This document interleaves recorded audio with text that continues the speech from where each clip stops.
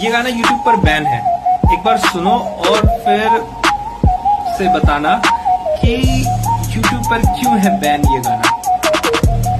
कहानी शुरू होती है जब तुम स्कूल जाते हो, भारी भरकम फीस भर के अपनी डिग्री लाते हो। पर ये स्कूल कॉलेज किसके हैं जरा गौर से तो देखो, इन मंत्रियों के प्राइवेट धंधों की लिस्ट तो देखो। सरकारी स्कूल कॉलेज इन्होंने खंडर बना डाले ताकि इनकी प्राइवेट दुकानों के कभी ना लगे ताले। सिखाया कुछ नहीं बस डिग्री थमा दी हाथ में और लूट लिया तुम्हें दिन दहाड़े भरी रात में। डिग्री तो ले ली अब तुम जॉब के लिए भटकते हो, PhD करके भी तुम चपरासी के फॉर्म भरते हो। वो 10वीं पास कुर्सी पे बैठ के संविधान का मजाक उड़ाता है, अनपढ़ होकर भी वो तेरे ज्ञान की कीमत लगाता है। वो राज करते हैं तुम पे जिनते दामन दागों से भरे हैं, तुम चुपचाप कहते हो सब ऐसे तुम्हारे जमीर ही मरे हुए।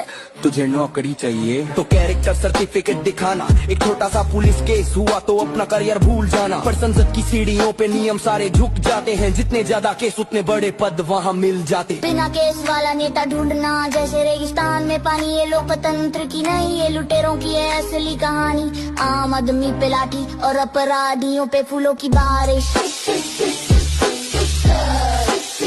तुम सोते रहो यही तो उनकी साजिश है। बलात्कार को बस आंकड़ा बना के फाइल में दबा देते हैं। संसद में बैठे लोग मुद्दों को मजहब से लड़ा देते हैं। यहाँ बेटी की चीख से ज्यादा उसके कपड़ों का डिस्कशन है, और बलात्कारी के पीछे खड़ा ये पूरा सिस्टम और एडमिनिस्ट्रेशन है।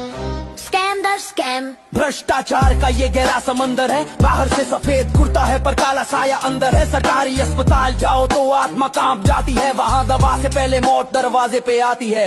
न बेड है न डॉक्टर न साफ कोई कोना है, गरीब के नसीब में बस घुट कर रोते हुए मरना है।